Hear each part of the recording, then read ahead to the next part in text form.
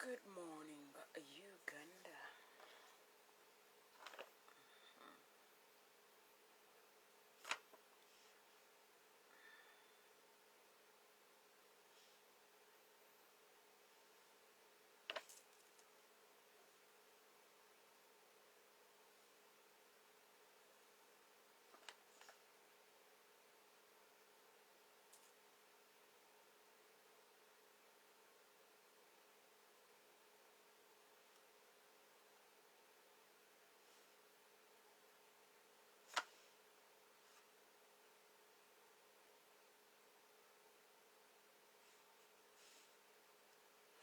Good morning, Uganda. We are back. I am back.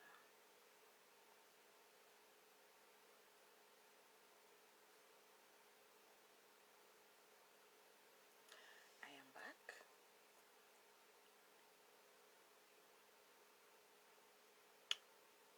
I'm alive.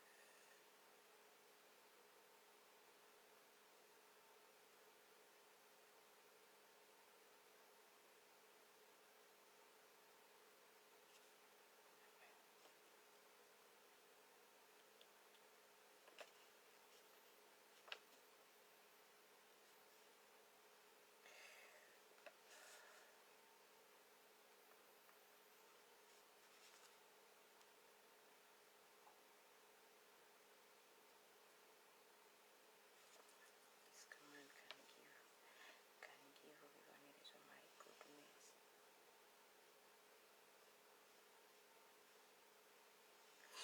Good morning, Uganda.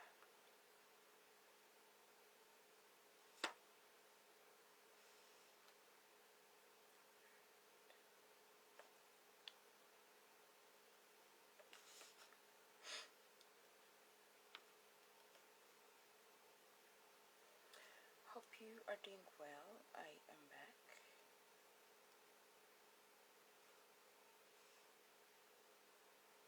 I am already back.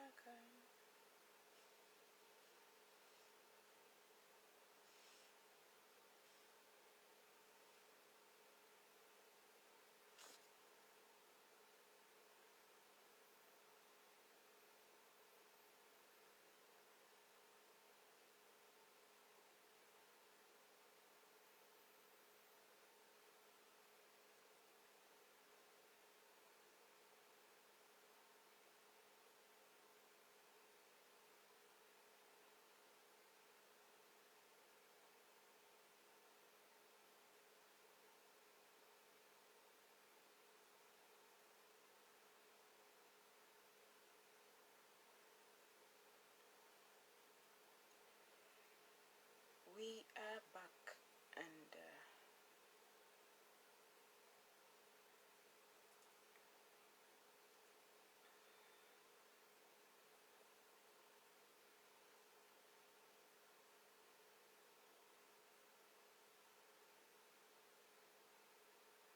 I am very back. I am alive.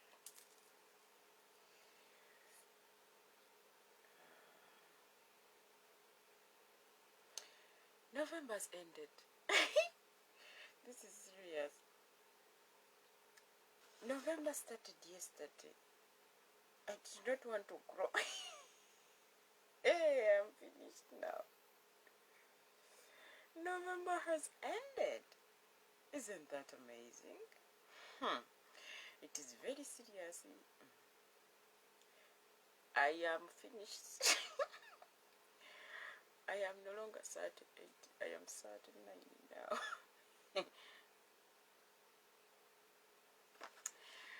We are back here. I, as a person, I'm excited. I'm alive.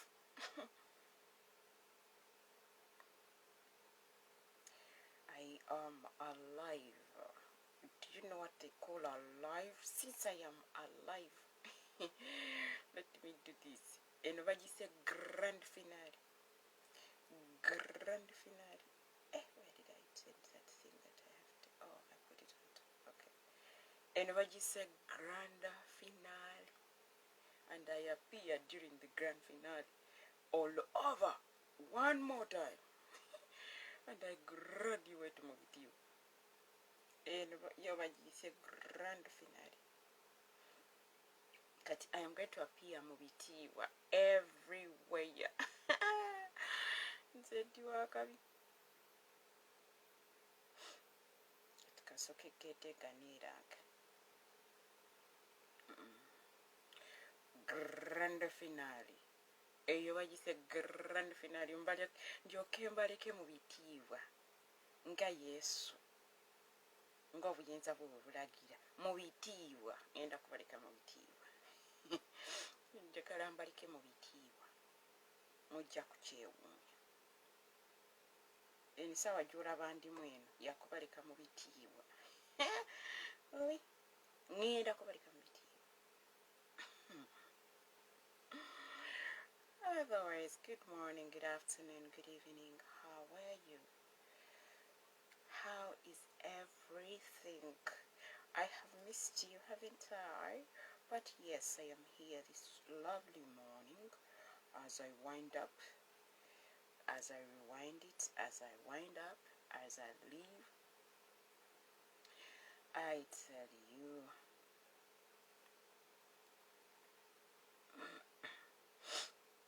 this is me winding up and doing it officially. This is me officiating it. This is me officiating the winding. Yes, we are officiating the winding. This is us winding up. Nga tuzingako ebitabo. This is us winding up mu bitiibwa. Tusooke tuzingeko buli kimu. Eno bagise grand finale. This is me winding up mu bitiibwa bannange. I can't wait to wind it up mu bitiibwa. This is me rewinding again and again, uncomplicated. This is me winding up mu bitiibwa. Mu bitiibwa mwe ngendo kikolera.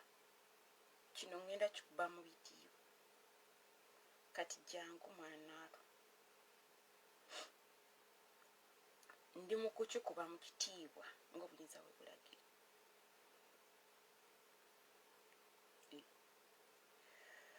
I say rewind it again and again, uncomplicated. I say rewind it again and again, uncomplicated. I say rewind it again and mu bitiibwa. Let me do mu bitiibwa it. Ng'abantu banvaako dda nga tebakyandiko ganze nti eno kibiwandika mu bitiibwa. Mu kitiibwa mwe ngendo kiwunzikira. Ne Yesu gy'ali agambe, yes, that is it. This is me rewinding it mu kitiibwa. Mu kitiibwa mwe ngendo kiwunzikira. Bannange, nkugambye. Mu kitiibwa mwe kiwunzikidde bannange. Just ndi mweno mu kitiibwa. Naye nga kyekyo nsanyusa okubalaba, you know. Ngenda kiwunzikira mu kitiibwa ng'obuyinza bwe bulagira. This is me wunziking it. This is moi wunziking it mu bitiibwa. Ndyoke nkulekera effumu mu kifuba nga gwe kasobola olijjamu. Nga tolina gogenda kukubira nduulu lijjamu. Mu bitiibwa ngenda kulekera effumu leero. Nga gwe kasobola olijjamu. Nga teri asobola likkuulayo. Nenda liteesaayo fujjo. Effumu ngenda kuliteesaayo fujjo. Okitegeere. Kyewalungi tewaba wammwe. Eno bagise grand finale. Going for graduation. Naye kati eno mu graduation gye ngenze making sure nti naawe wa graduating. What on a graduating? Please don't come on my time. This is me going in kitiibwa. I guess nabawadde liweewera. This is me going away in Chitiva. This is me Chitivarizing myself as I live. This is me Chitivarizing myself. I tell you, this is moi disappearing mu bitiibwa. Disappearing mu bitiibwa. Mwengendo barika. Mukubiro. Ndakubalika mukubiro.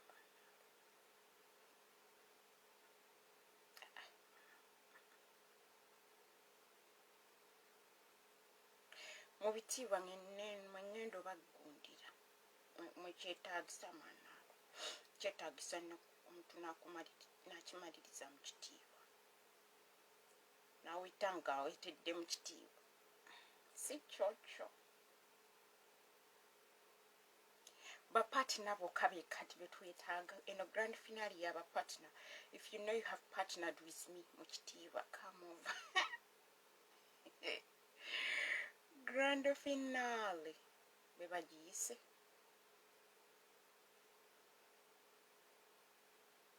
Bagiyise the finale. Mu kitiibwa bagiyise the finale. Grand finale ogimanyi? Mwana wa kitange. Eno bagiyise grand finale. Tobuzanga ebibuzo ebingi nga tondaba kubanga kati tugenze live ekensa kulinnya after tuze totsamugamu okunyoonya. Bannange. This is me winding it up mu bitiibwa. November tukigunze bulungi, enseenene zaawoomye oba mbuze neighbor. Maawe November oye. Engeri gy'obalabula about the grasshoppers ne beefuula abagezi. Kakikube nyabo. Mu bitiibwa mwe njagala okimalira leero. Kintu kitono nnyo tugenda kimalira mu bitiibwa. Naye nga kyekyo. Kati nze ng'omunyumiddwa nnyo olugendo katusubire naawe lwakunyumidde. Eno bagiyise grand finale. Njagala obeere mwegendereza ng'ozzeemu eno kiraasi. Kubanga eno kiraasi y'abatiitiizi. Bw'oba oli mutiitiizi, please don't come here. Kubanga ngenda kugigunda nga sigyekubiza. Ngengoma ngenda gikuba ku mutwe waggulu njabye. I'm going to make sure njabye. I tell you. Naye gambagala nnyo bannange. Ndowooza kyekyo tuli mu kiraasi. Are we chillasing ourselves? Or we are schlafen. This is me saying bye-bye to the grand finale. You know when you take things for granted, kati engeri nti I don't take people for granted. Let me say bye mu bitiibwa. Kitegedde kintu ekyo. This is me buying myself. Esther, are you sure? Yes, I'm very sure. Unless the Lord gives more instructions, because 2023 we are going for implementation. This is me saying bye-bye for implementation. Going higher. You can only find me if you can go higher. If you can't go higher, I'm sorry, I cannot help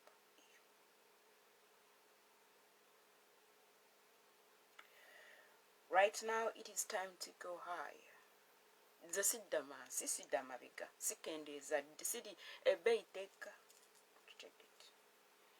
Oba obadde omanyi ebyokusalirako, abakusalirako gye bali eyo, sisalako. Naye nga kyekyo, ebbeeyi sisa, ebbeeyi sigenda kussa mwanatu. Bw'oba owulira nga yes kyekyo kirikiriya, nsangaayo. Ebbeeyi sisa. For what? Sisa bbeeyi, sika bbeeyi. Njagala ekyo kitegeere mu bitiibwa nti sisa bbeeyi ate sika bbeeyi.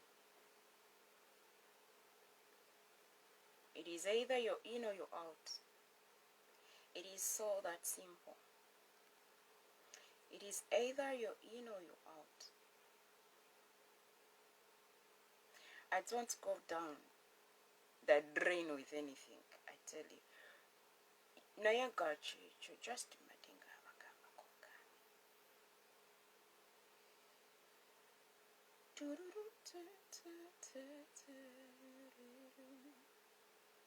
Ebbeeyi sijja kugissa,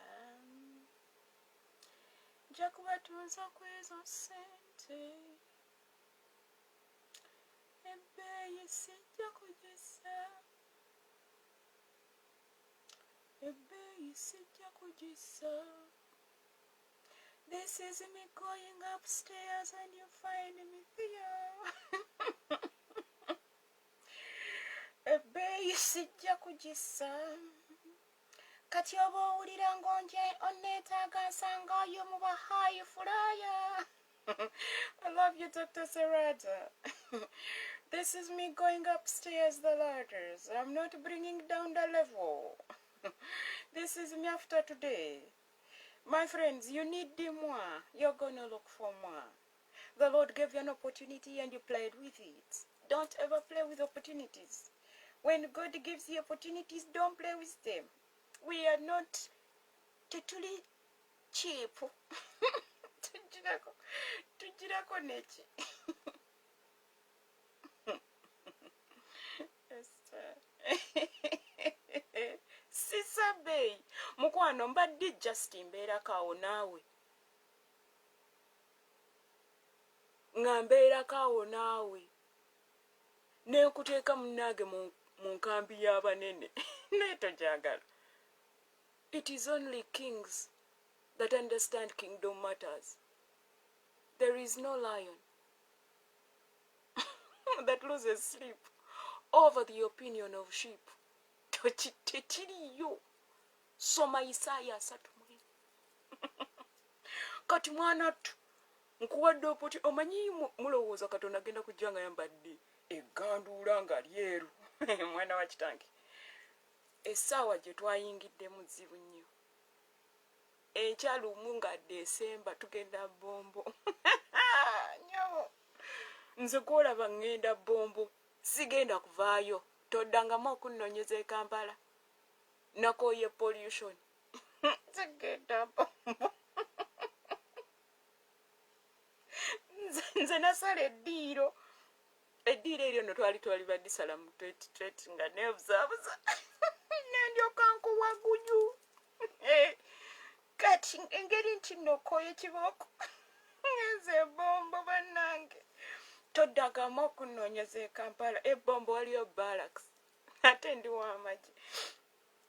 Ekintu ekyo kitegedde. Nze mmanyi otegedde. Bino ebintu bitono nnyo. Nze mmanyi otegedde. Naye bw'oba neetaaga mukwano akasimu kuba Bombo mu barracks. Enkya ngenda Bombo temunoonya. Please don't you look for me anywhere else. I am not in Kampala. I'll visit once in a while in case ennyonyi enaasobola okulandinga. In case mulina landing site that can accommodate Kam Plaza. Newe mba temugirina. It is well with my soul. Kito ekyo kitono nnyo. Kati gwe. Ye grand finale nina okubategeeza mu bitibwa bonna saagala yeekwasa. Ani gwe saategeezezza? Wuuno wano saamutegeezezza. Saagala bintu byakwekwasa. Ndyoke ntuuka eyo mwekwasa ate tetwabitegedde nga tewatugamba nze nga nze nziramu kudda ku mweshe. Eno bagise grand finale. Nze simala budde bwange tebakulya binusu. Obudde bwange bulamu bwange. Time ain't money. Time is life. Don't you joke around. When God gives you an opportunity to meet certain people, don't play around. Omulalu wakwera okwatira ngoteeka mukaawa. Ngoteeka kukakukola tondeka nyuma bagenda okuddamu okunoonya. Nze temuddamu okunoonyeza e Kampala. District yange yakyuse. Yakyuka mu 2020 neneebuzaabuza. Kitegedde by'e Kampala kajambo. E Kampala mukuma omuliro ne mwokya bannammwe. Ne ne mulyokamu emmotoka zammwe zikololakolola ne zitulekera lead poison mwerere. Kati nze mbadde mweŋŋamba nti no toddamu okunoonyeza e Kampala. I don't go to Kampala anymore. Mbegayiridde tonoonyeza e Kampala, tonoonyeza ku ngoye ze nnyambadde. Engoye ze nnyambadde zakyuka dda kuliko omusipi. I don't move that a belt. Kiki kye tutuuseeko wano Esther Solome ati ze gwe mbadde ŋŋamba temuddamu okunoonyeza e Kampala. Ne famire zakyuka dda.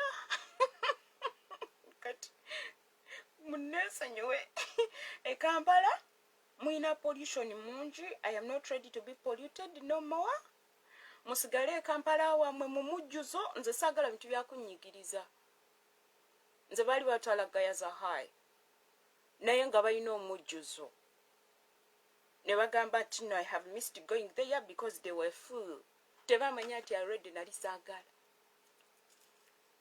Okitegeete nze nali saagala ebituyakutwala eyo mu kanyigo ffenna tenyigiriza eyo tutunulanga abatalina byakola. No please, not me. Nze saagala mujjuzo kuva dda nsaagala mujjuzo, saagala kunyigiriza. Ekisooka mwambale nga tembi ate gye muva waliyo siweji mujja mutulinnyirira. Nze kati nagenze ne bombo. Nkitegeete. Ennyonyi yasitudde.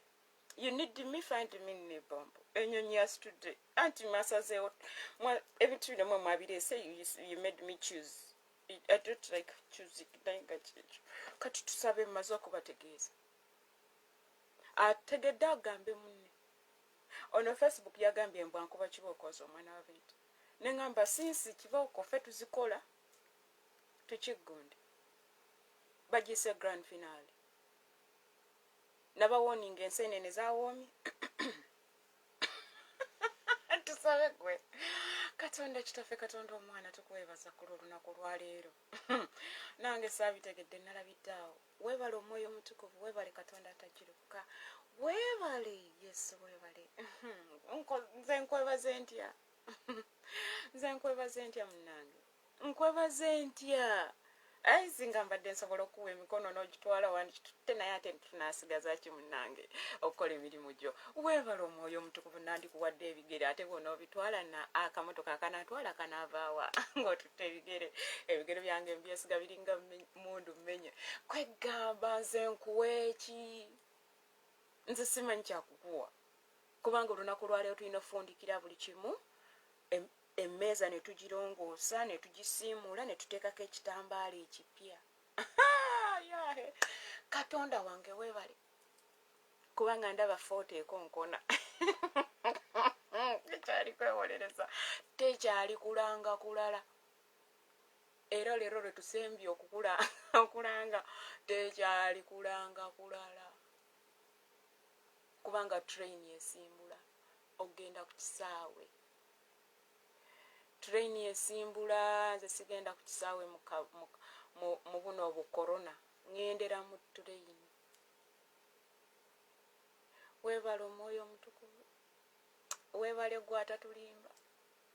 Ne I decrease and you increase. Nze ndi musanyufu nnyo Yesu. Munnange weebale. Munnange weebale nze ate toŋŋanyiza kufiira mu lwokaano. November abadde antwala kkakka naamusobola. November atera okubeera omu. Leero naye nange namugambye osaaga leero wasanze mulala. Oli gwe walaba last year si yenze. Weebale omwoyo omutukuvu. Weebale gwatatulimba. Weebale. I give you praise, I give you glory, I give you honor. Jesus is mighty name, I believe and pray. Amen. Kati nze gwe mbadde ŋŋamba engeri nti nasanyuse nnyo ate mbadde nkyesharinga nkuyita mu grand finale. Togamba saakugamba, omanyi mubeereyo nga mwekwasa n'oyomba. Oyomba biki? Oyomba biki? Ate tewatutegeezaako nga sikutegeeza kiki? Nga sinkutegeezezza omulimu gukoze bulungi officially.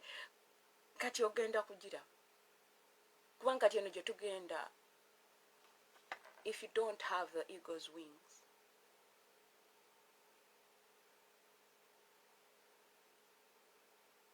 omunene baamuzadde eggulo tewamulabi. Mu November bazaala banene bokka. abatono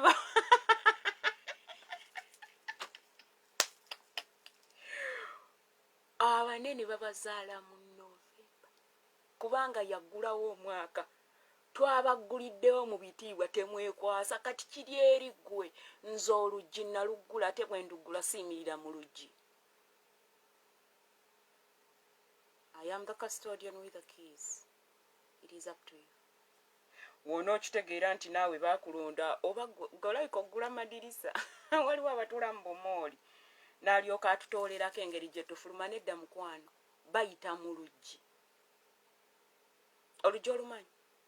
Tolumanyi oyimba luyimbe open gates. Okay.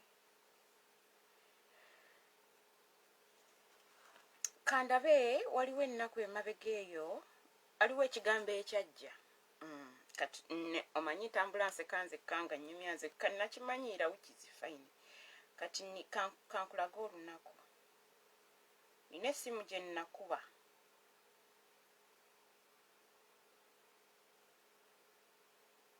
Nga November 11 ya ekimale. Mukama ayina abantu byateeka ku mutima gwange nga November 11.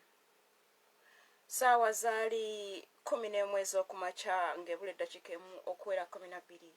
Nali ntambula. Message nejja. Message yali fingerprint. Nentulika nenseka nesala ekkubo lyange nakuba essimu.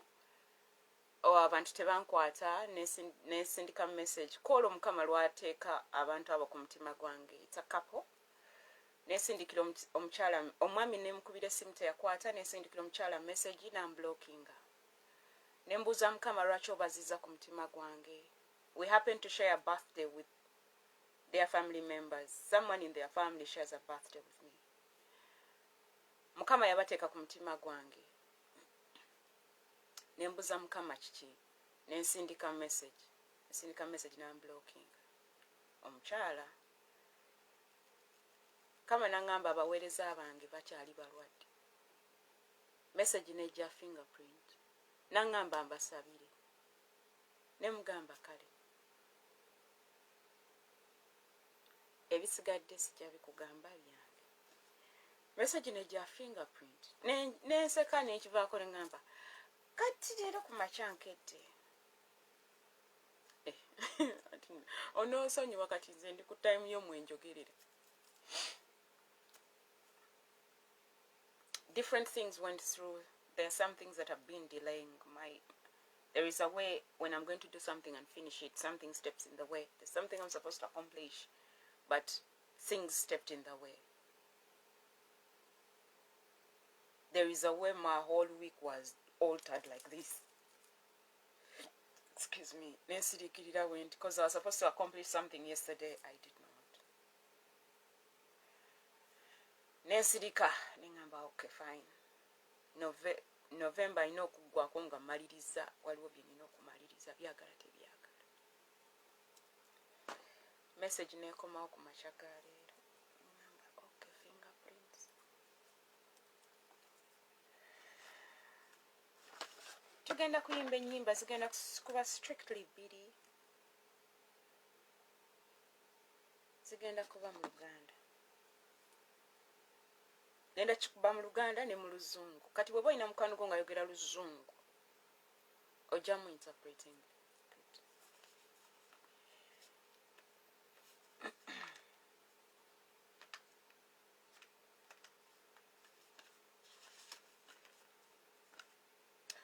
Lumu taata wange ng'agenda muganda we yali wali taata wange ng'akeera olunaku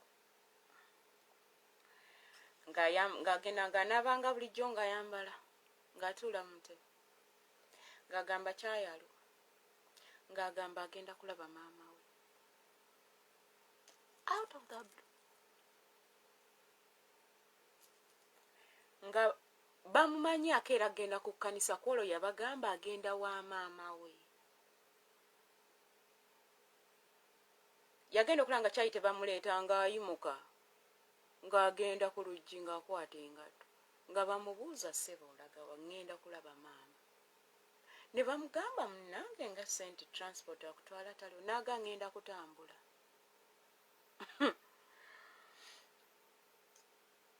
Ng'alemerako mba ndi wano nkola byange ng'omwoyo omutukuvu aŋŋamba kuba essimu eka ngenda okugikuba ng'ekiri mu nju.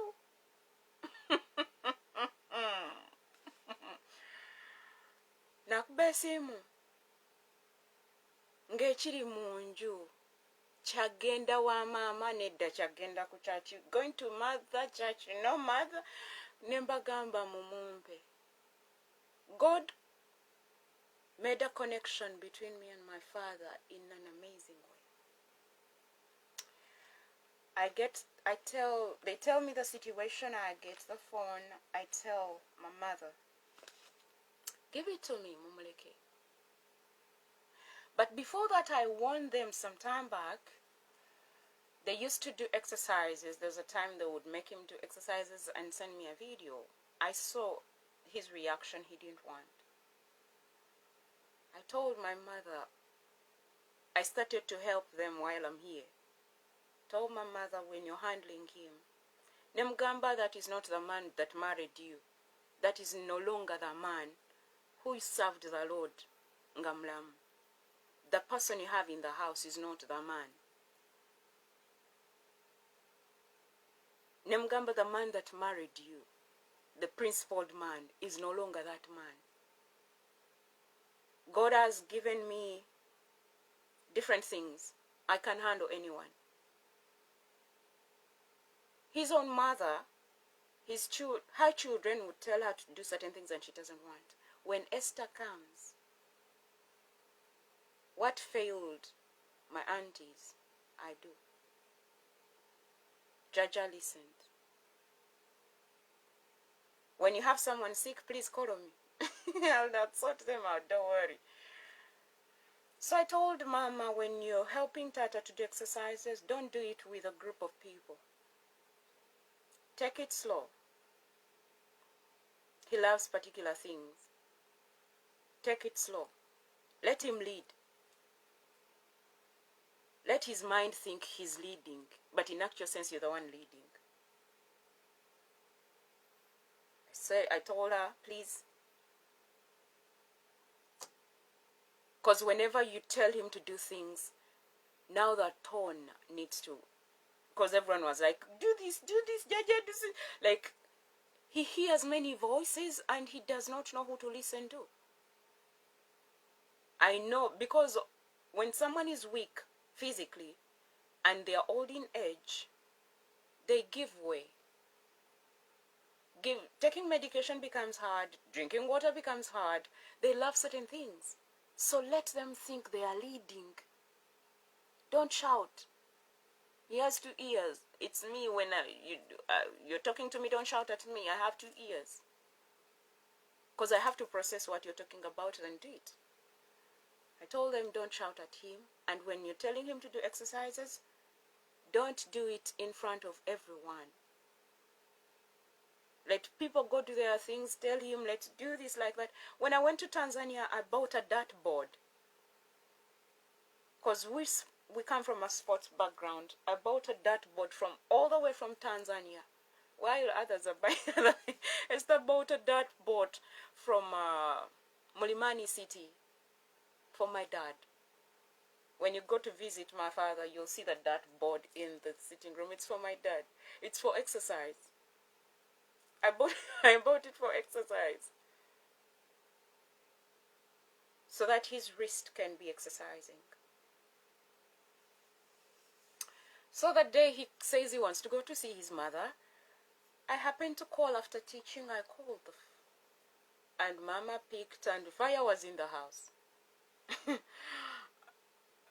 I told Mama, ask him to sit down and tell him I'm the one on the phone. He gets excited when it's me on the phone. We talk and I'm like, good morning, Tata, how are you? Praise the Lord. Oh, is this Nachime? Then I laugh a bit. We have our laugh.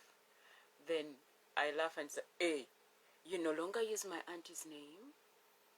I'm like, I'm using it. because we know it's not mine, right? I've never owned the name. Then I asked him, Tata, what's going on? He's like, I want to go see my mother. These people don't want me to go. I'm like, Tata, you will go, but right now, can you do for me something? He's like, what? Can you wait for someone? Someone will come and pick you up. I'm going to talk to someone. They will come and pick you up. I don't want you to walk. The level you're at right now is not for walking to go see your mother, because we can walk from Mutundwe to Makai. You know Makai Church of Uganda? You know where Mwanamjimu is? Where the school of Mwanamjimu is? Exactly that place, because that used to be my family's land, and they sold it to Mwanamjimu. So my grandmother stays there. As you're going to Chibumbiro from Chitunzi, that station, then go back to Natete, exactly there. That's where my grandmother stays. So I asked Tata, what song do you want us to sing? Because I know what he loves. We start by what he loves. You want anyone to do stuff for you? Please start with what they love. Don't impose. Start with what they love. He tells me, sing. I ask him, which song do you want us to sing? He's like, the one on your heart. I gave him a lead. Now he's telling me the one on my heart. And when I sang the song, it was on his heart. That's what he wanted.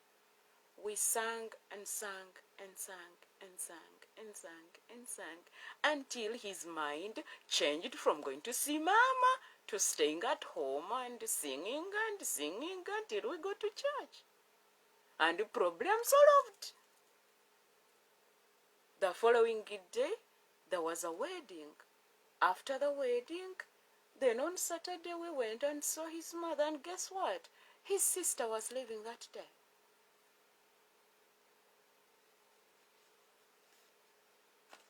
One time he met them seated on a seat. I bought a seat from Pakwachi for him. It has 3 legs. Bought it for his birthday. So one time in 2020, I was supposed to go back home in May, but I had told, I didn't want to tell Mama, I wanted to just bump in, but I was like, no, I don't want to give her a shock, but I'll do it sometime, don't worry. He gets out of our house. He does not know whether I am coming or not. It's not in his mind. Finds someone seated on the seat and he's like, why did you bring out my daughter's seat? Mama is like, what do you mean? She's not here. He's like, you will break it. Then they're like, she's not here. He's like, she's coming back. Let us sing this song. Miaka mijije na yorora ngasimanyie amfirira mukama wange amfirira gologosa yansasira rachisa cheye yansonyiwo olw'okwagala. Someone can only forgive you because they love you. But if someone does not love you, they don't forgive you. You know, you just sing the songs, right? Yansasira lwakisa cheye yansonyiwa olw'okwagala kuwe mugugu gwange gwanti kura gologosa bwe nawulira ekigambo kye nemanya bwe ndi omwonoonyi mwoyo gwange ne guti kyukira gologosa kaakano Yesu muwa byonna era yeye kabaka wange leero nnyimba nti yafiirira gologosa kwagala kwenga kwa kitalo n'ekisa ky'ekingi ery'omuntu kufa kwe kwajjawo olukonko Gologosa. People have died this season. Uganda, you've never experienced death at the way we've seen death since 2020. Uganda, you were the last country to be locked down, but you're still in a lockdown till date. God has never opened. Because if God had opened, you don't know. You just read about Israel. Emputu jemulina, you don't know. 23,000 people died in one day during Israel time. 23,000 because of sin. You've not yet reached there. You're still in a lockdown for God. Otherwise, by now, every house in Uganda would have lost more than 50 people in your family.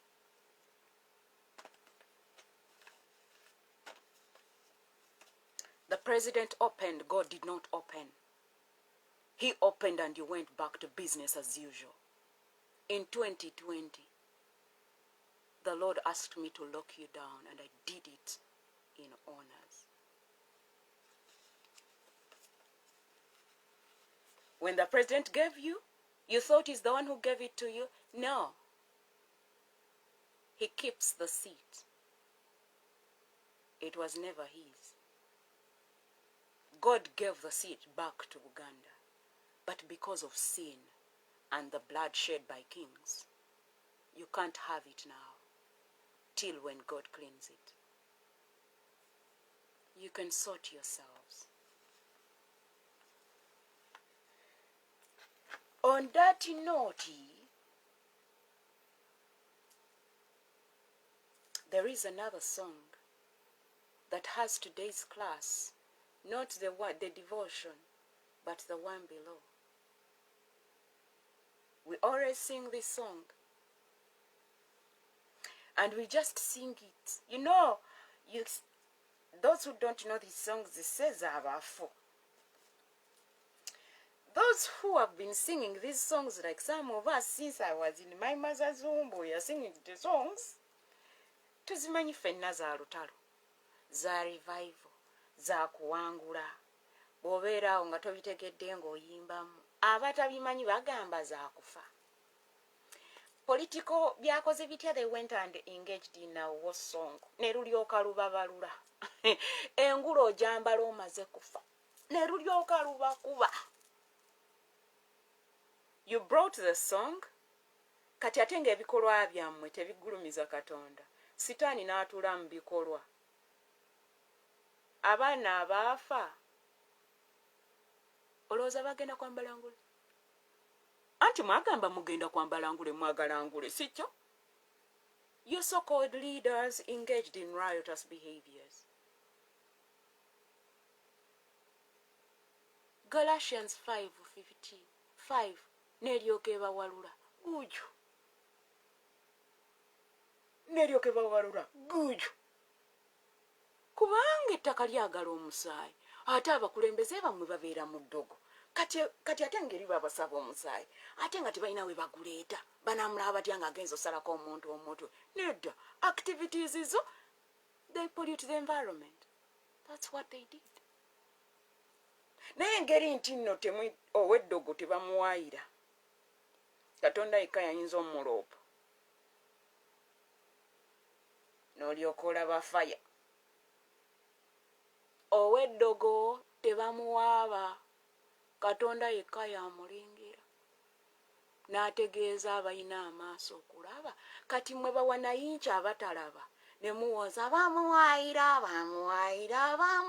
bamuwaayira tu aliisaani. And I left a message to the young blood. Ennaku z'omubbi gabaana. Kati oba okimanyi nti oli mu ddogo ng'oyagala entebe ku mulembe gwaffe, entebe ojjako nyagiraba. But as of now, tuyimba oluyimba. oluyimba lwe tugenda okuyimba lwawandiikibwa omusajja bamuyise James Milton Black in 1856. Between 1856 and 1938, and it was first published out with other songs in 1893. And there was a word behind the song. Enyimba zoyimba omanyi gye zaava. Omanyi mwagala nnyo okukopperera ate ne muteekako copyright ku nnyimba ezitali zammwe. You know, ne ŋŋamba ate ne mbeera ne muyimba copyright. It is because you lack faith. Worshippers sibavangako. Mwavadde ku mulamwa. You're just entertainers. Keep entertaining us now. Who doesn't want to be entertained? 1 Thessalonians, before I sing the song, 1 Thessalonians chapter 4. This is not a church. I want you to focus and follow only Christ until submission. Empewo jedda gy'oba odda nti bulijjo zibatwala. Kaavugiddewo akati leero kyemmanga profeti kyeyazze kati ffenna gye tulaga. Kampala yonna n'eggweereyo kwegamba temu. I tell you, ekigambo prophet kyagenze wala. Sitaani yalaba. Kati ffe ate tetulaba. Sitaani tayagala kye bayise prophetic. 1 Thessalonians chapter 4 and verses 16. For the Lord himself will come down from heaven with a shout of command, with the voice of the archangel, and with the blast of the trumpet of God, and the dead in Christ will rise first. Then we who are alive and remain on the earth will simultaneously be caught up, raptured together with them, the resurrected ones, in the clouds to meet the Lord in the air, and so we will always be with the Lord.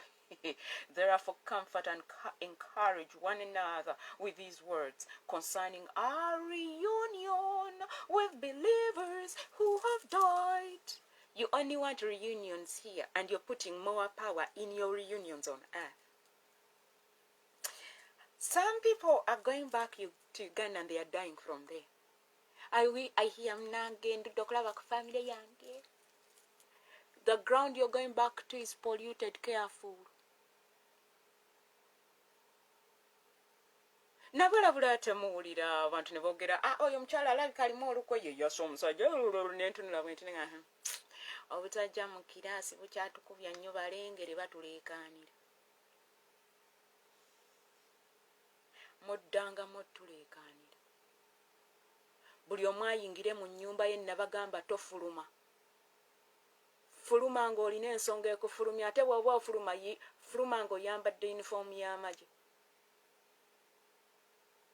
Making sure otukula. Making sure olugoye walukyusizza. Olw'omunda n'olw'ebweru. Making sure oli ready. Temuwulira. Kale, tuyimba oluyimba lwafu. The ground you're going back to if you are abroad is polluted. Anything you're going to find it and it comes out of the blue. The doctors are going to look for it and they will not find it. You go back home when your life is not in order. You're going back to your coffin. Watch and see.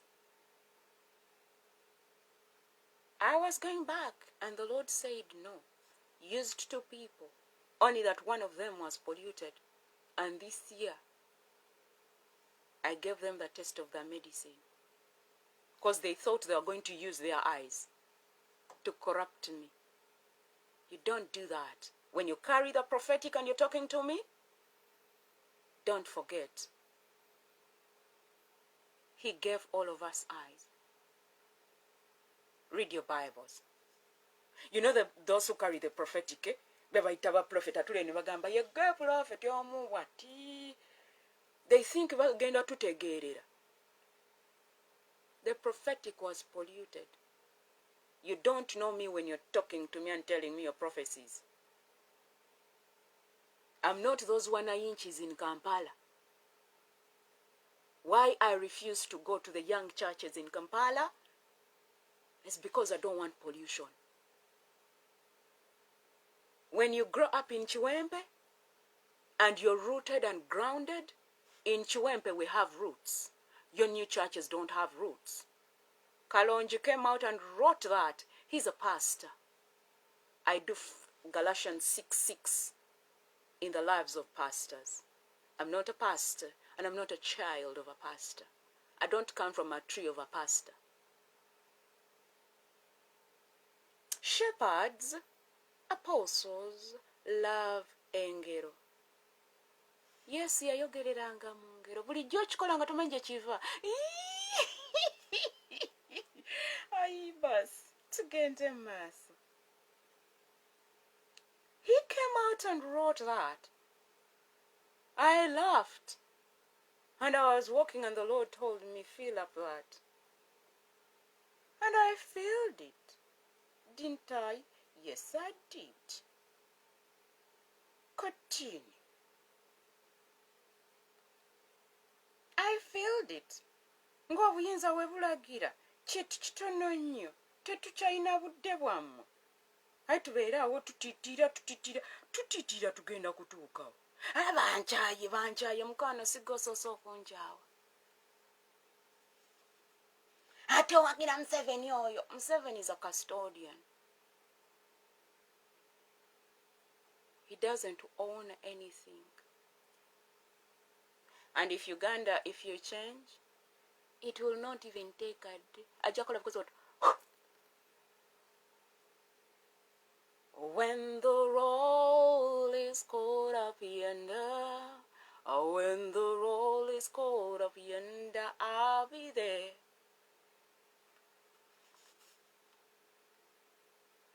Akagombe bwe kalivuge kiseera kiwedde, olunaku olulungi bwe lulijja.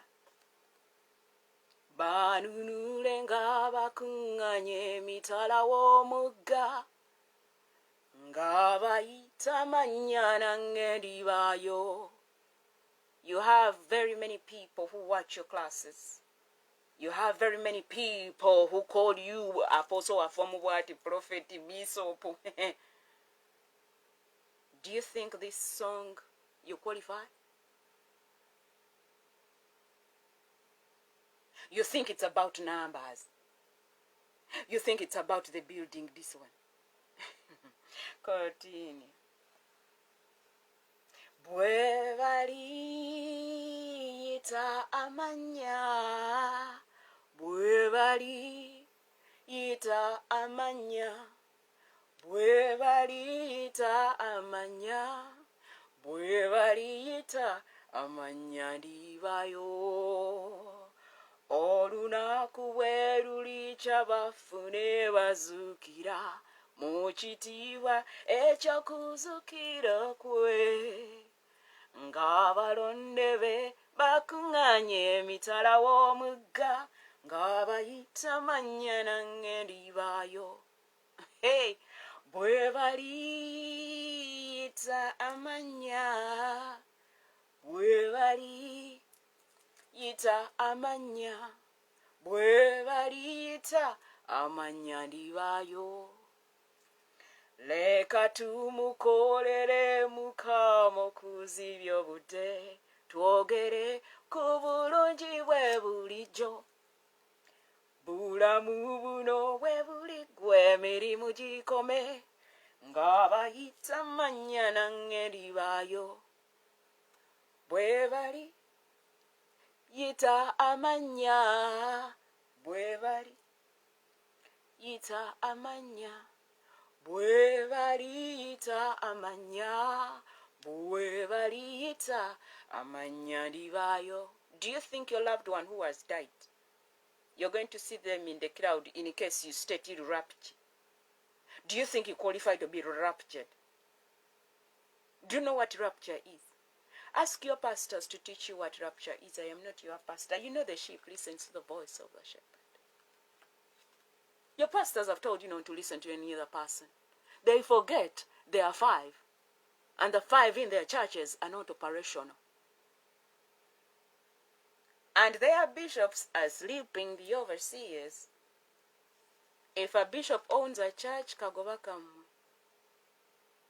If you don't have a senior pastor, you're in trouble. He started by being a pastor, now he's a bishop. No! Men who are called to be bishops, they are never pastors. That thing you're calling them pastors, it's just like a dress code they are. And if a pastor starts calling himself a bishop, yet they ordain them as a pastor, careful!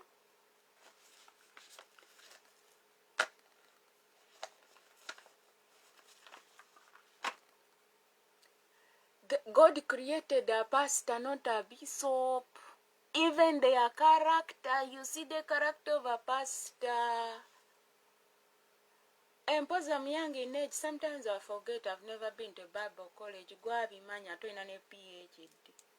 You just have a permanent head damage of theology. Continue. Nabawalambi. Nzenna gampalampa. When I was going to the university, back in the day, Tata said no trousers. I was like, it is your house, your rules, your ways. No trousers, I sit. I joined the university. And I get my trousers, and Tata says, I tell him, Tata, I am going to the university, I'm an engineer. You want me to climb the trees with skirts? You want the boys to peep? Tata kept quiet. Esther always has a genuine answer. That is why in the sobola kuwalampa basumba. Touch not the anointed. Esther is teaching children. I don't teach old people. Heaven is like those who are children. It is not for old people. Old people don't go to heaven. You are the one who teaches us the word of God, I hear. I have never seen an old person in the Bible going to heaven. The heaven is for children. But if your pastor is old, no one is going to teach that pastor. Teachers only teach children. Some of us breastfed teaching. Some of you just become while you're old. God, okay, Kati. Let's do the devotion very fast, kwa ujumla. In partnership with God. Some people believe that religion and business should be kept separate. While others become uncomfortable when they consider their business practices in the light of Christian principles. This is not my book. Disclaimer. I've never written a book apart from my research at the university. God unequivocally has a place in your business practices and in your social life, just as he does in your spiritual life, and you cannot eliminate him from one of these spheres without inflicting damage on yourself. Now the challenge we have with our people who love mixing and mingling. If you ever wake up and tell us that God called you in full-time ministry, now this is me giving you my say. That is that person's opinion. If you mix, and God never called you into the business arena, and you go and mix yourself in a business, make sure you go with godly principles. The ground you're trading on of business has thieves. Pastors have become thieves. Because they don't understand the arena. They did not bother to read the word of God in line with the business. There is nothing outside the word of God. If you go outside the word of God like this, you're going to become a thief. When you go to China, when America kachokere mu Uganda bamanyi kunkuba kiboko. Beba nanyini design. Americans design.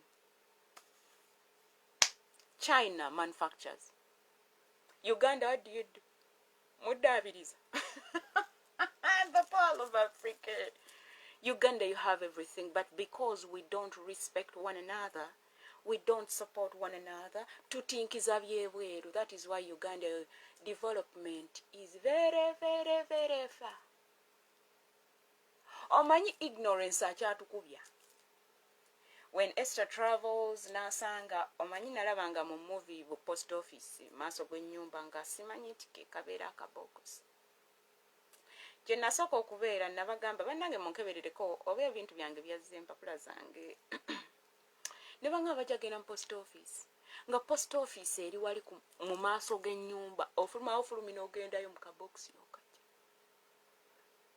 Era bwe yava ku mulimu enkeera nampa akapapula kange nga bulijjo kali mu kabokisi.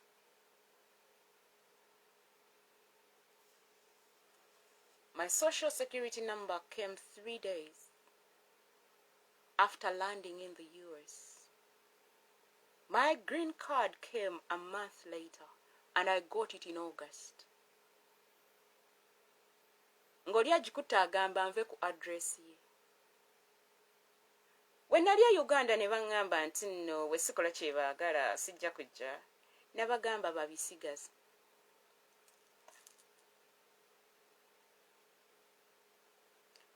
I cannot be a daughter of a man who has partnered with the Lord. Then I start selling myself short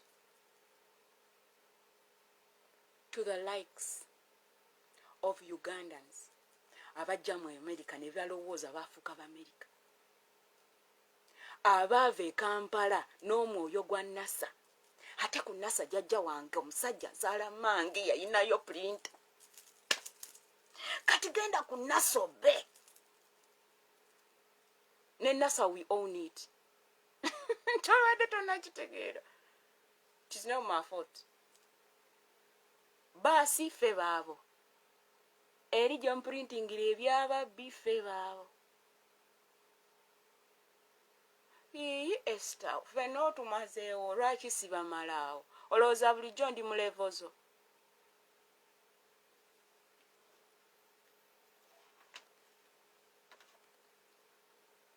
I don't engage in thief lifestyle. I don't stop you from doing things kwara kwara. We all choose what we want.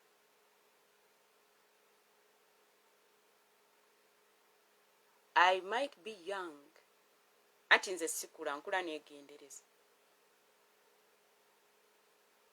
But tonteeka mu nkwawayo simply because otambudde ne Kristo myaka 4. Mwe mumanyi mwe musavinga Mukama mwe be ba graduating mwe bateekako emikono. Nze tonteeka mu nkwawayo. Nze bwe nali nkula nze gyenveesingayo basajja. Nina abantu benalengeranga ku makya nayisaawo naaka olweggulo nayisaawo swiiti neŋŋamba nze onteke mu nkwawazo. Kyekyo lwaki sinnafumbirwa. Yabo. Being around men, girls, careful out there. It is not bad. It has advantages and disadvantages. Otula mchivo mu basajja nga abanyumya. Ne bankubira esimu n'agamba. Kati obaka Esther kanjagaza ki? Ali ne bakyalibe. Eno yakugambya akwagala nnyo baby sweet. N'olyoka ogikuba lwonna akukooye. Abasajja bwakukoowa. Teekako kakokola tondeka nnyuma. N'ogikuba n'agitunuulira ng'ali ne bakyali. Naga. Mwana kannaaka kankubira essimu. Tagikwata n'agizaawo. Nebadde mu luboozi aba ali esimu neddamu ne urr. Solome kakuba. Ono Solome nina omukwata.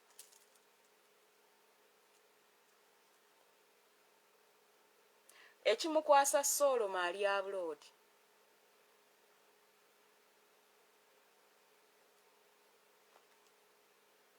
And I would look at these boys play with girls. Neŋŋamba nze Esther Solome. Bano balowooza ndi musajja munnaabwe lwakubeera nze nati wembeera n'abantu environment gye mbeeramu gye tufiitingamu bwe tuti. There is a way camouflage. Nengamba kati ekiseera kyatuka nenga Esther yo oli mukyala munnange toli musajja ogwo omutima gwo gwandigize ne gubeera nk'ogwo omukyala ojja gikuba bebi agitunuulire tajja kuzza muliro babebi abo baveeyo kaba bebi abakulu abo omusajja aba bebi gaalo toli bebi ate ogenda yonkawa I tell you abafumbo kajambo I don't engage in things that pollute me and defile me. Ebyo byakoma dda myaka kafukunya. Nze negamba mu 2014 nze Esther sigenda genda abroad mu linnya lya muntu. Njagala mbeere nga ndi proud kyenkola ebweru. Nze sikolera mu mpapula za muntu. Ebyo ebintu nabyerangirirako. Nengamba Mukama bw'aba siyalugudde oluggi siina gye ndaga. Nja kusigala e Kampala. Nengamba ate bwe mba nga nfulumya eggwanga lyange ŋŋenda kukola. Eggwanga lyange nzirayo ka for holiday nakugenda kusaba. Wabweru wa Uganda kubakola.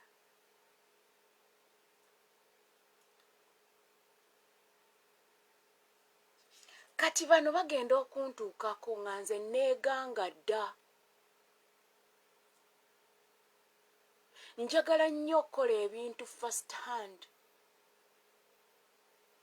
I hate last minute things. Because I don't want to be rushed. When I rush, I make mistakes. Tata Yagamba cannot afford to make mistakes because when I make mistakes, ezange zikuba on a big scale. Nali simanyi kyategeeza kati nkimanyi. Oba gwo riskinga, anti mugamba when you risk it, when you make more mistakes, you learn. Mwana wa kitange. The time you spend learning from your mistakes, that is your life wasted. Kati bwe mba nsobola okukyavoidinga nti nno yambala condom. Kati nze Esther Solome sigenda kugamba kwambala condom. Naye ngeri nti already weebaka n'abantu, please yambala condom. Nze ngenda kugamba abstain. Wait upon the Lord. I am an advocate for abstinence. Because when you abstain, candida toina yogena musanga. Tolina. Condom eyo gye weesize tulina abayaaye Kampala boys. Oyo omukazi gwe wagenzeko si mwana wa nnyoko. Oyo omukazi gw'olaba oyo ensi yamukubakuba dda.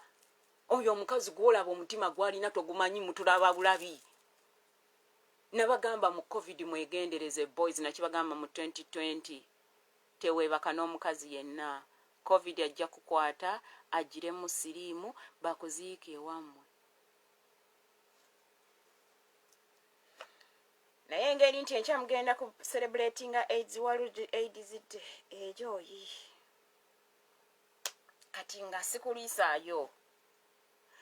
If I can avoid anything that brings tears, I, Esther Solome, I chose. I don't care whether you call me a coward or not. At the end of the day, the pain I go through, I pay it alone. I don't see you here. When I was in Uganda, all the times I was sick, I was always alone in the house. I told my friends to come and see me, they never came.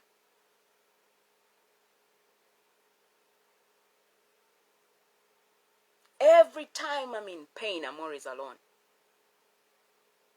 When I went for surgery, I saw a few of my friends that came to see me. In hospital and at home. Every time I'm in pain, I'm alone. Kati, gyenzija amaanyi okola ebijaamu by'okola sigalina sigalaba teri motivationi.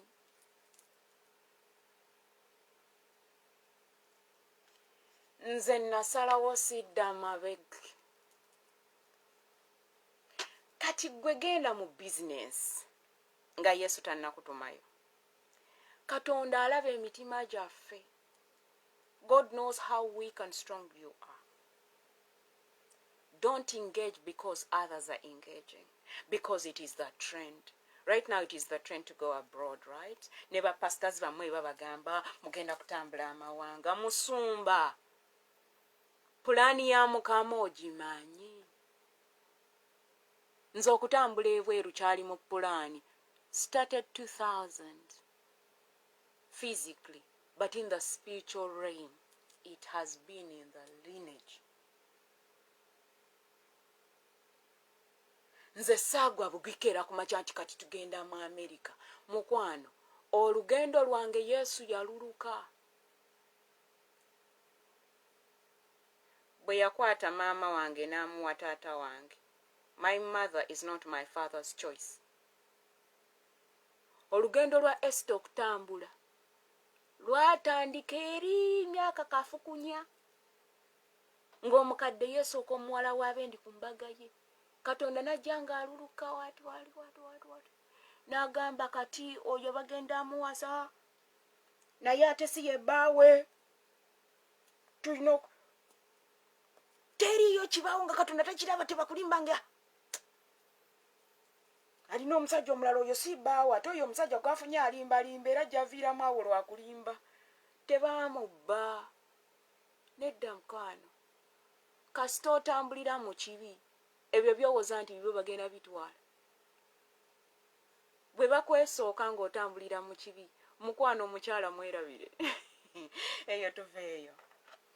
Kati njagala ogende okuyingira mu bizinesi omikisinga bizinesi ne Katonda nga oyiseeko mu training ya Mukama kubanga ojja kubba. Ground ze mu operatingirako si zammwe za sitaani. Adam gave away the power. Whenever you sin like this amaanyi gagenda. Lwaki olowooza bw'oba weebaka n'omukazi ataliwo oggwamu nnyo n'obeera ng'omusiru?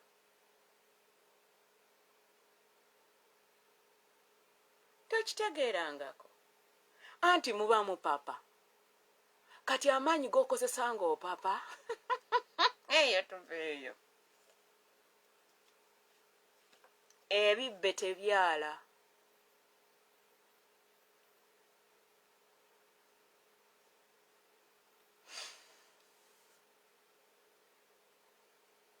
Musumba, mukulembeze, omulokole, Kristiyaani, ngamba ggwe Haji, abadde atya Levulanda, ngamba ggwe Bisoopu, Kayisaali,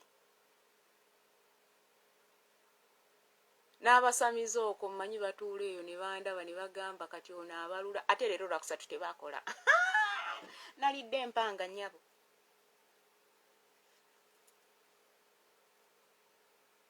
Ogenda kubba eri bayiriba. Mulokole ogenda kuyiriba. Konteyina olyoka oteekemu ebitalina kubaamu. Bagenda kukwata. Pasita bagenda kusiba. Teri atayagala kukola. Kino kye nkola wano guno omulimu era gwe gukyasinza okusasula. Waliwo eyava eno teyandaba nakundaba n'agenda ngamba abantu e Kampala nti sikola ndi eri mbulira njiri ndi bubi nnyo. Ugandans, stop wanting to be news spreaders. Nze tomanyi. You've never seen me. By the way, you've never met me. Go wasange e Kampala siyenze.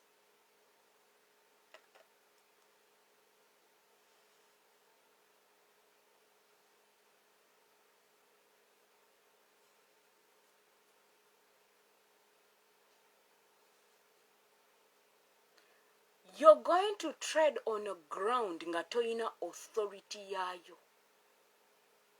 Lwaki ba gospel artists bakubwa nnyo? They don't have authority on the grounds they tread on, and they end up being entertainers. Kubanga entertainment industry yawamba bwet. Kyekyo lwaki obala bwe bajja mu church they tone down like this.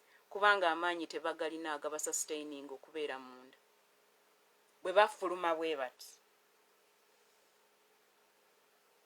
The ground outside is theirs. Aba gospel artists abalinya ko platform bwaba abalalu.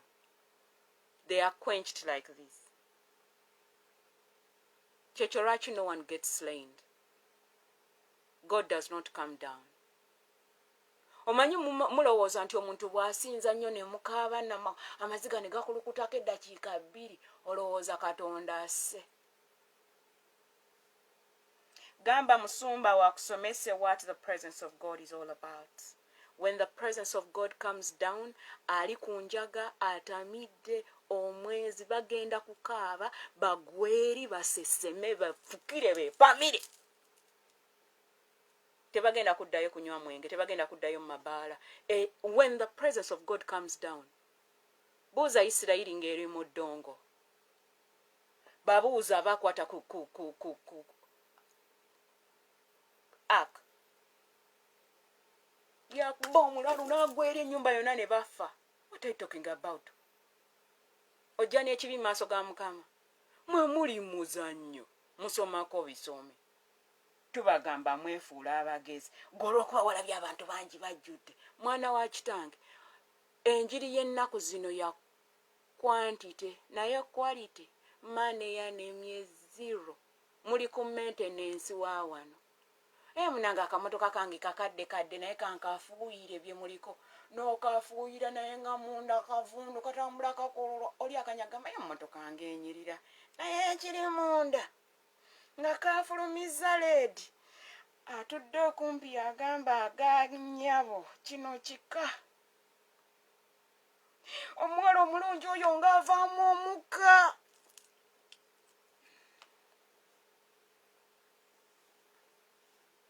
Omuwala omulungi avaamu omukka. Yahe.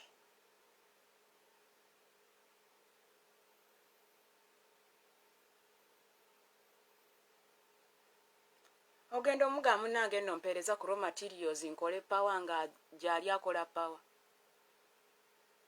Butundutundu bwe bifubutuka ate buwunya. Eyo tuveeyo nja basomesa olulala okukola amasannyalaze eyo tuveeyo mwana tuveeyo isitatuleke.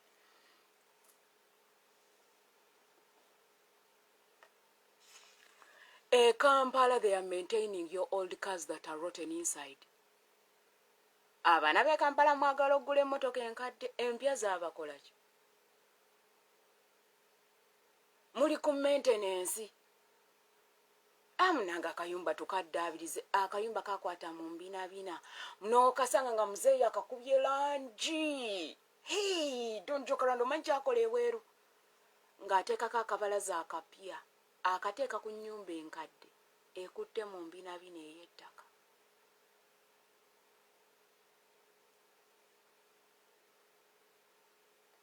Otunuulira ennyumba n'ogamba my goodness. Ogenda oyingira munda ng'ennyumba ya kadongo ya busa naye ng'ekiri ebweru. You can maintain. Mwenze mwampangula. Ekizimbe bano ng'otunuulira ekkanisa n'ogamba omusajja ng'azimbye ekizimbe.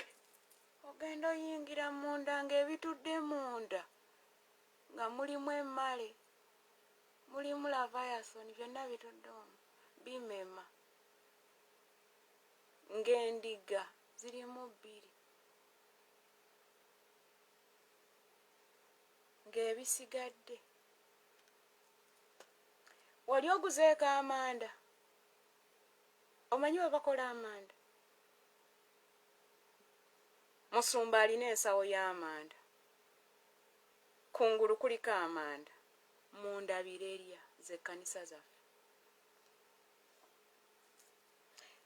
When you feel offended, you just go and repent.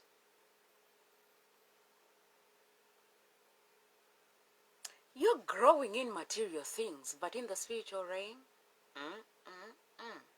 since we don't see the spirit and no one has a speedometer, speedometer, because your character has disrespected you.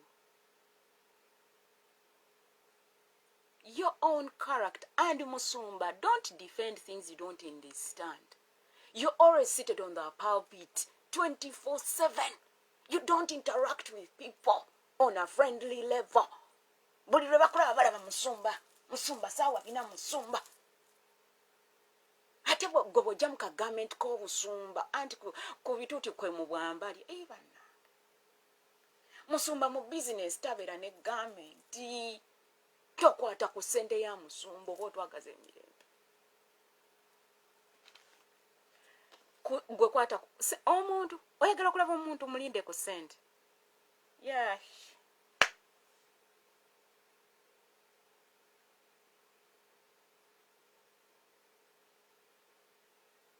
Your entire life is governed by Christian principles and should testify of your Christianity, regardless of whether you are in a worship service or involved in activities outside of the church. Integrity is one of the most important qualities in this respect. The surest way to reflect integrity in all your interactions is to make the living Christ your business partner. Whatever you do, scrutinize it through the eyes of Jesus. Ask yourself how he would have reacted and what he would have done in your situation. Following Christ's example, and you will be assured of a virtuous life that will earn you the respect of everyone who is part of your life. When people leave Uganda, they leave Jesus in Uganda. You want Jesus back? At the airport, we put on the dress code. Outside Uganda, we are the Pearl of Africa and we are chosen for the season. Other countries are going to learn from us. When they leave, you know, there are people who looked at me when I was struggling with my stupid face. And I said, no, I don't know.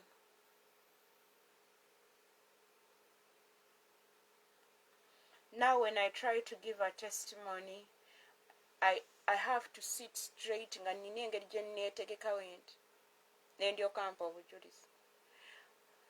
I saw, let me tell you something, careful with some of us. I saw people laughing at me. Nga balaba ndeesa olulokole lwange kuno. Waliwo abambuuza wakamala kuno bbanga ki? Nga balowooza nja kukka, nga balowooza najja to mingle and mix. I did not run away from Uganda. Sajja nga mugugu mukwano, sajja mu conference. I got permission. You did not get permission. Some of you came to preach the word and you stayed. People who got permission from back in the day, I know them. People who got permission from the Lord to come to abroad, I know them. And they've been here for years and have done amazing things because they left Uganda with a blessing.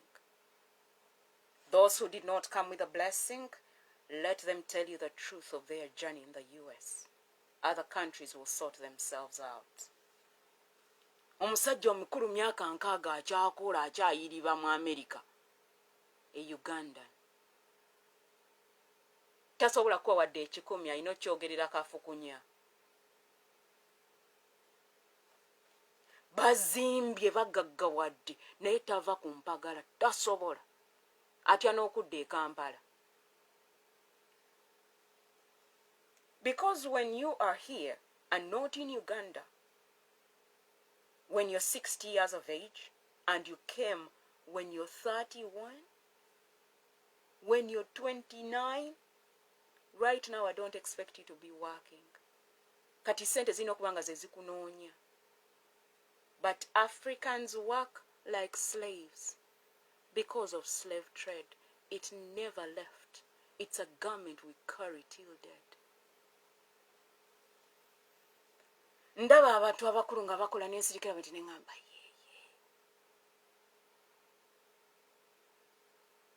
abakazi n'asiba bambi basiba ebintu mu kiwato bwe bati nayimirira for 8 hours. Omukazi ali myaka 75. I looked and I'm like, Jesus, this is not my portion. Ekyangano genda mu ddwaliro. That is a mentality for slaves who come outside of the US. Every Ugandan is a nurse. Kati kambalage nti ebweru wa nursing waliyo sente by just being a partner of God. You think you're better than I am? Continue. Kati kambalage nti ow'omukisa. When you are a blessing, you become a source of great good to others. Many people sat there and were yo mwana emyaka gyaluddeyo talina nakaleta n'enkola nti. Please don't compare me with anyone. I did not come like you. Njagala otuule eyo balire abantu ennaku ze bamaze mu America, UK.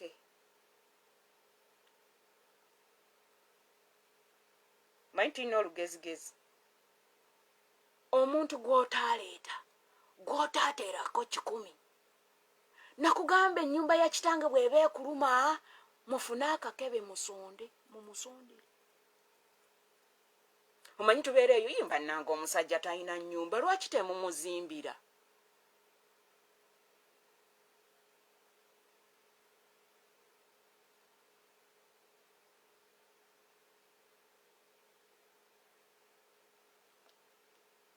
Bw'obanga onyumya ebintu toyogeranga ku taata wange. Abantu baakola ensobi ne boonoona mu maaso ga Mukama lwakuteeka taata wange mu bintu byabwe biri crappy. Ewammwe bwe muba mwekkiriranya mu kikole bwammwe mugende mugeye namwekka. Toteekanga taata wange ne maama wange mu mboozi yo ey'ekibi. Nkiddamu.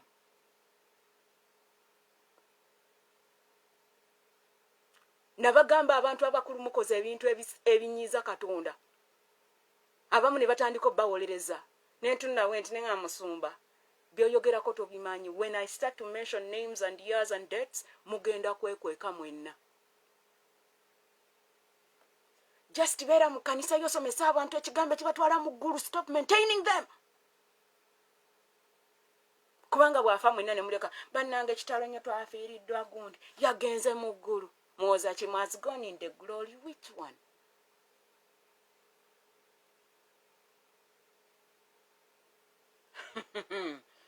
I tell you. Ebyo ebibi bye muteenenye ebyo woza kimumbo forgive, forget and move on. Mukibikkirira. N'obwana bwo n'obuzaala nabo ne bukola. Ebyo byagenda mu legacy zammwe ne inheritance gye mugenda olekera abaana bammwe. N'akaana ko kagenda afubutukayo nga bwe wabiko. Bulijjo mulowooza inheritance bintu. Mukwano embalayo eri mu inheritance. Mufuneyo omukebe. Musonde ennyumba y'omusajja oyo. Ffe tuli mukisa. Naye bw'oba togenda kubeera ku part of the team esonda, nkwegayiridde mu bintu by'oba oyogera.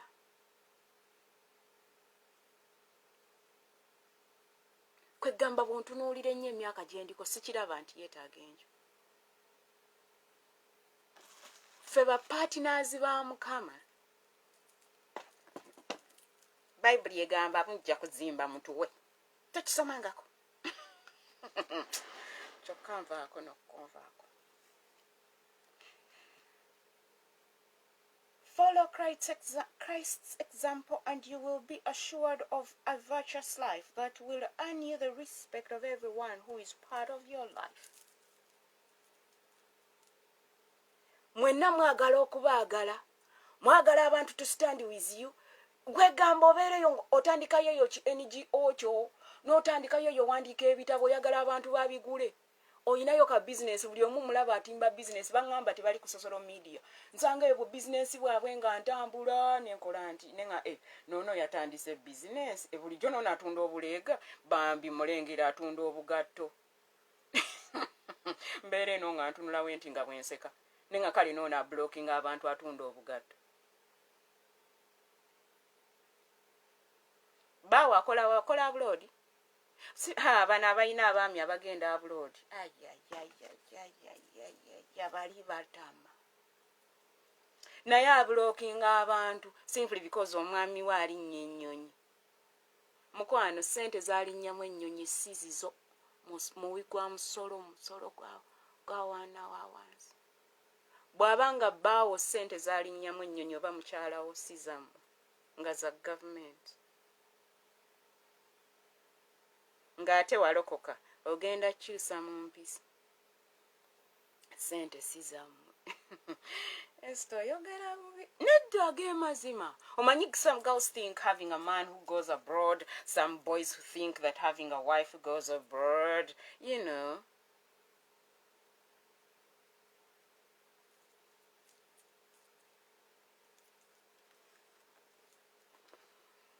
Eyo tuveeyo manchawa dda. Manya mazima temugagala ate muli eyo mumwefuula abaweereza ba Mukama. Nenkola nti nenga muweereza ya Mukama yaani. Kweza empisa embi. Omusumba wuza atasomezaako. Omusumba buli ssaawa bagamba ojja kubeera w'amaanyi. Ani agenda okubeera w'amaanyi? Everyone is entitled to a house, a wedding, graduation, traveling. Katonda talondamu nti abeekyemmanga be bajogenda abroad. Nedda mukwano. Nedda. Up to today, people are wondering how I came to the US.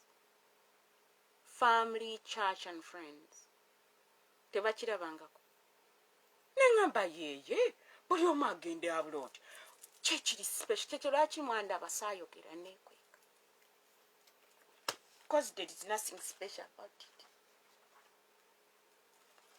Aka special kasupu kavaamu dda kasita abantu bagandanga okufuluma nga Katonda yabagambye. Ka special ne kawe. Ow'omukisa ne Kampala agobeerayo Kampala eriyo abantu akugamba nze ne bw'okola otya siva wano. Bo balya mmere ki? Ange simanyi. Chronicles. Tuve wano Esther Solome nkumanyi bw'otandika ebintu byo. Obeera mu gia ne nati tuli ku grand finale ate abasamize tebaakoze. Bwe bakola balina engeri gye bakikica ne bakikika balina engeri gye babeereyo nga spiritual realm tulwanire. Ati engeri nti tebaakoze beebasi nga nze nfubutukayo n'amaanyi nambagunda. Omusamize bw'akola alina engeri gya spiritual realm ebanzibu nnyo kubanga tuba tugirwanira. Ayi Esther kati obawadde amaanyi mangi ate gali wagemba wadde. Oliko ground eryonoona. The devil got the authority. We are busy fighting all the time. Oli mu ground, oli mu jurisdiction etali yiyo. Mulimu omunene afugiramu. Bwe mutambulako ne mugenda yabweru ne muzaala ne muwasa nga mubeeraawo nga mumatiririrawo. Because mwe mulowooza okufumbirwa okugenda ebweru ebyo Katonda kwegamba Katonda waffe twamuteekako eyo level ya kugenda bweru. Omwana ali bweru gundi.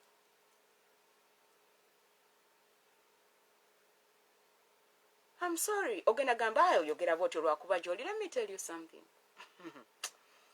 Nze saakalaba.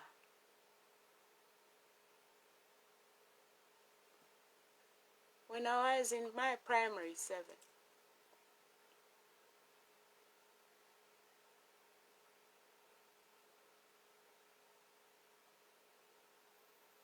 I started hearing the word Waweru on a big level.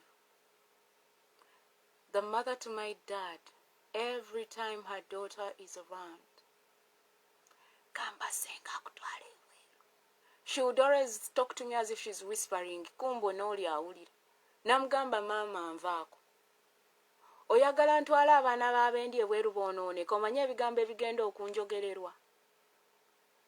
Most of our friends that got to know that my dad's sister is not in Uganda would be like, lwaki temugamba gundi n'abatwala? Nze ngamba tunira butunulizi n'enseka. Because ye mentality.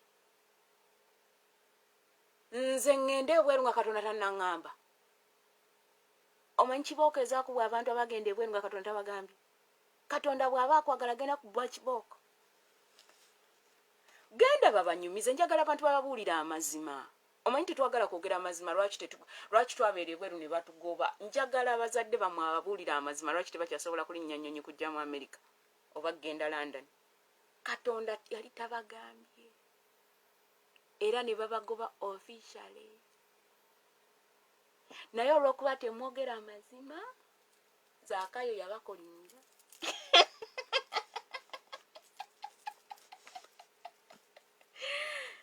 Mukama n'aŋŋamba nnongoosa erinnya ly'omuddu we. Ne ŋŋamba omanyi, bwe natuuka ku Amerika Yesu n'aŋŋamba munnanga nti oli mu magye gange, twambale engatto. Are you ready for this? Ne mugamba I am ready.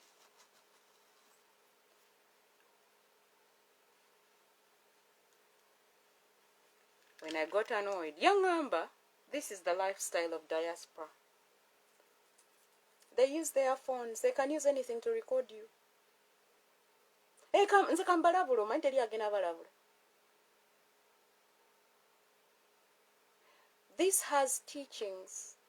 It has people's words. Mukama n'aŋŋamba yambala akagato ka FBI, CIA. Men without fingerprints. Ani ogenda kundopa?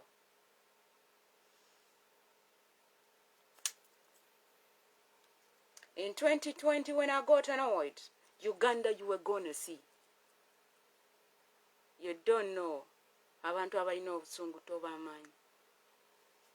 Kati kye yasooka okukola yantunuulira wanti n'agamba ne trainingidde naye ne trainingidde nze nagitonda. He made sure the charging port dies.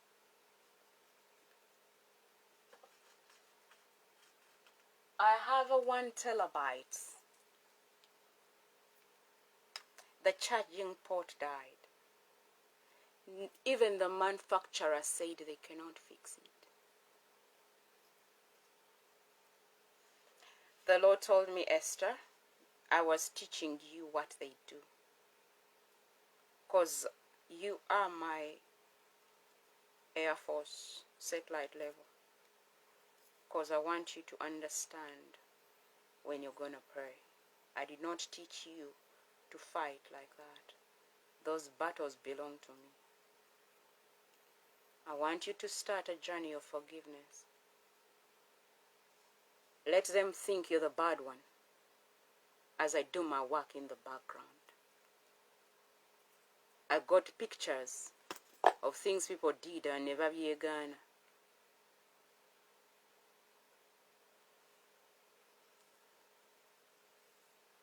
Omanyi mulowooza muswaza nnyo mwannyanika. Nze bwe nkwanika teri akwanula okuggyako Yesu. 2 Chronicles chapter 19. Jehoshaphat the king of Judea returned safely to his house, palace in Jerusalem. Jehu the son of Hanan the seer. When you partner with God, you're gonna go through such a lifestyle. Yanjigiriza enkweza sitaani zino bintu bya sitaani bino. Season bwetandika n'agamba, let me now teach you my ways, because my ways are not man's ways. These are the devil's ways. Man uses devil's ways.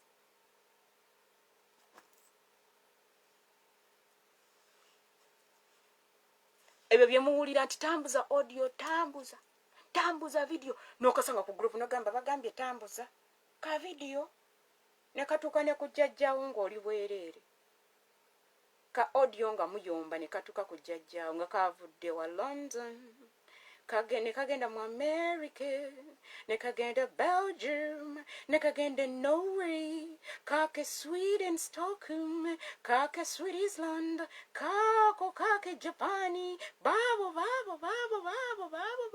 Ennaku zino weevu erina akanyonyi. Bw'osindika sente ng'akola bwe kati, zwii. I looked and I laughed. Nengachoka technology. Bannange oba otudde awo emboozi gye wanyumiza n'ennaaka e Masaka ng'eri ku WhatsApp group y'essomero. Oba oli awo nga biri ku Kakensa media. Ekiboozi mwabadde nakyo mu paaka, mutudde mu taxi ngeri y'omusiru ye waabwe baamuzalanga musiru awuliriza emboozi ezitamukwatako. N'akalikodinga mugenda owulira nga Isma jjajja Ichuli abaliko, mugenda okuwulira nga buno obusiru obukola ku bukedde bubaliko, ogenda okuwulira ekiboozi kya musumba ng'ali ku musumba w'ekyemmanga kiri mu social media, ogenda okuwulira ng'omufumba ali ku bbaawa mukalakata nga bali mu kiboozi nga kiri eyo kikola swi.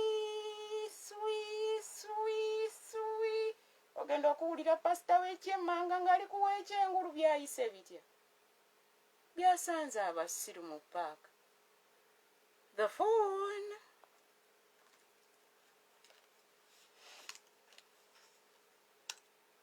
Yehu the son of Hanan, the seer, went out to meet him and said to King Jehoshaphat, "Should you help the ungodly and love those who hate the Lord, and in doing so bring wrath from the Lord on yourself?"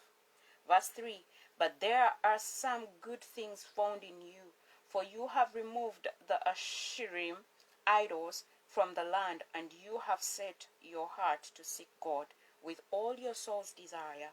So Jehoshaphat lived in Jerusalem, and he went out again among the people from Beersheba to the hill country of Ephraim, and brought them back to the land, to the Lord, the God of their fathers.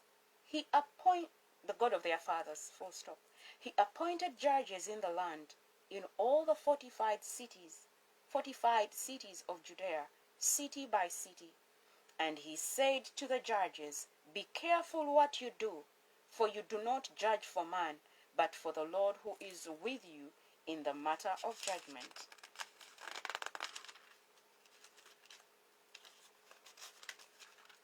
So now let the fear, reverent awe of the Lord be on you, keep you from making unjust decisions. Be careful in what you do, for there is no injustice with the Lord our God, or partiality, or acceptancy of a bribe. Verses 8, in Jerusalem also Jehoshaphat appointed some of the Levites, priests, and heads of the fathers' households of Israel to render the judgment of the Lord and to judge disputes among the inhabitants of Jerusalem. Jehoshaphat was a seer. So Jehoshaphat was approved to choose men on behalf of God. The man or woman that chose you to be a pastor, did it come from the Lord? Are they approved of the Lord for them to choose you to be the one next in line? You are next in line for a miracle. This is your night. You were chosen to be a pastor. Did God choose you? Can you show me the man who anointed you so that you are enlisted into service? What they did, they enlisted you into service. They approved you. You see, when pastors have not approved you, you don't have a right to talk. I have seen that in the season, and I'm like, Do you know that before you anoint me and you bring your horn, go read Samuel and David.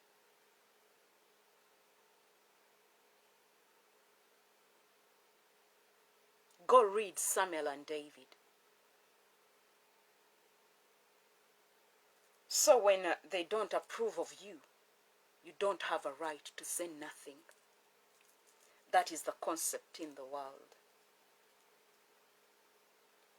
I always ask people when they are being appointed, anointed, enlisted, ordained into service, and I ask, did the Lord give you that position?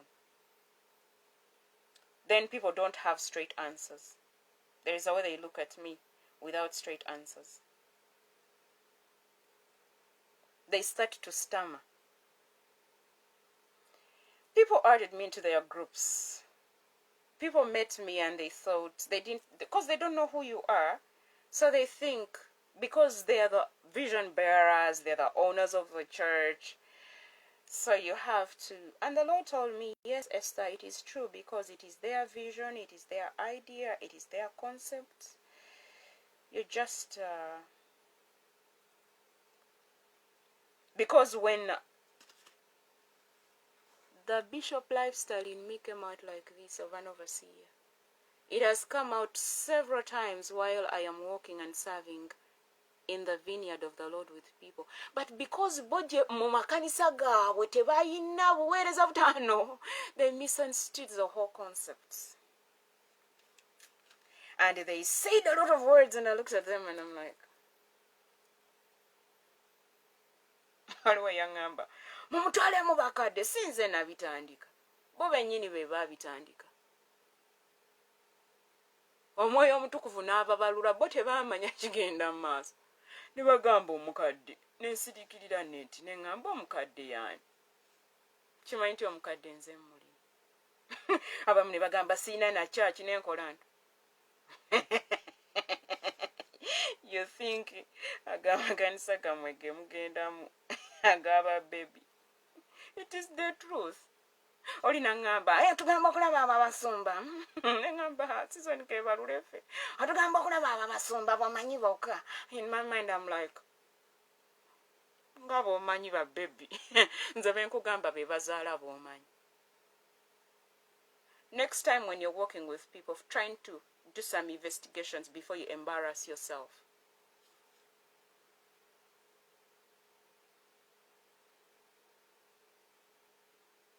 Nze neetera mu bintu byo mpola mpola. Ate kati ennaku zino sikyakolera bantu. Onteeka mu bintu byo ne mbanga ataliyo. Ennayiga yaŋŋamba ground sigiyo teweerijjirayo. Ne ŋŋamba bwe weerijjirayo bo bufoot soldiers bukuba. Ne ŋŋamba yessebo mpulidde. Ngenda eyo mbuno enzanyira mu nnyumba mbuno. Anti mwe mutugamba afiira at home.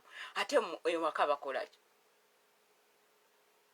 Iteekako amateeka ng'obudde bukyalinze bwe nnyingira n'oŋŋamba afiira at home nze mbuukira ne ku kitanda kyo tonzannyirako.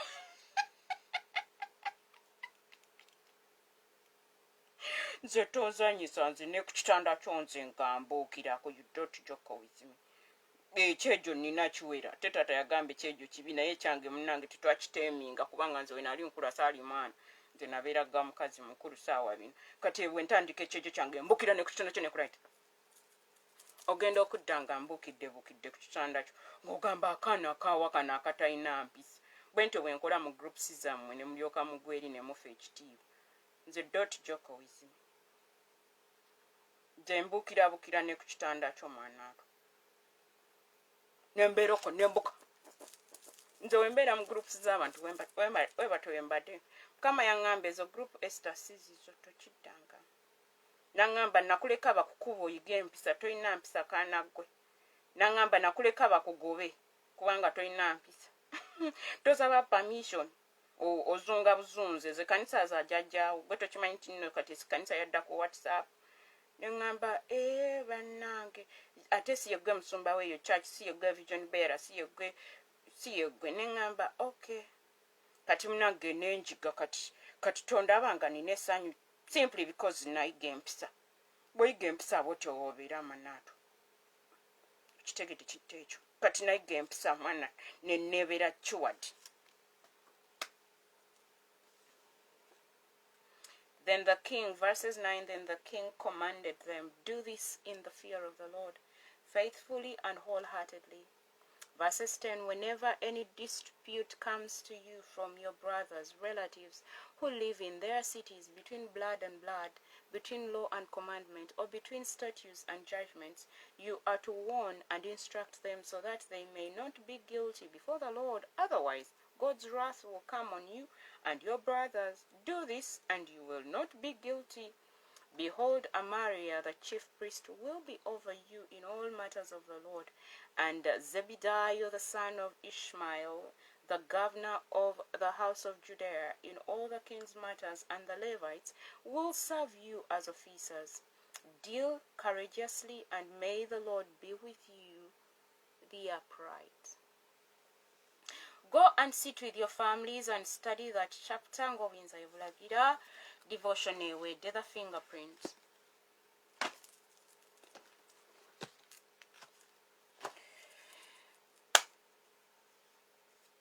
Tutandikittewa. Tusooke tuyimbeyo oluyimba lumu music interlude. Mpulira omuziki mwanaalu. Omuziki ani agulina? Omuziki nze wenguwulira ngukozesa. Nze siri ku bintu binzitira mu isolation. Mwagamba mu isolation tugwa. Ne ngamba ye agambye eki? Nze mwansindikayo nga sigwanga. Nze nga nkyali steady. Kirabika isolation yabasomesa isolation temumumanyi. Ne ngamba tofodde ekitiibwa. Musumba abaana bo tobakkiriza kugenda mu isolation. Mwana tubajja kugwa. Tebeesobola.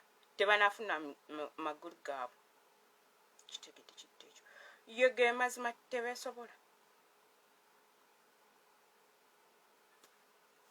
Abaana bo tebannafuna magulu ga Yesu bali ku mugongo gwo. Ekkanisa yo tennafuna magulu ga Yesu wabafuukira bridge. Kyekyo lwaki okugwa kyangu. Asobola okola ebitakoleka. Asobola okuyita awatayitika.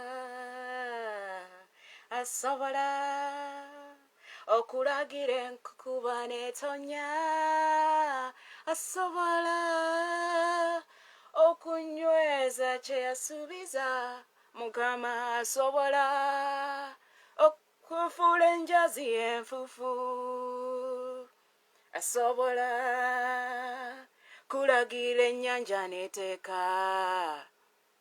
Asobola okutonda eggulu epya. Asobola neeyimirira. Asobola okulagira omusana negwaka oba enzikiza nekwata emunyenye nezaakira waggulu. Azimanya amanya, azimanyiye enamba yazo, zonna zimuwulira, aziyita ne ziyitaba, zimuwa ekitiibwa ne zikakana wali, zimwetooloola ne zivuunama wansi. Bamuyita Yesu, bamuyita mununuzi, bamuyita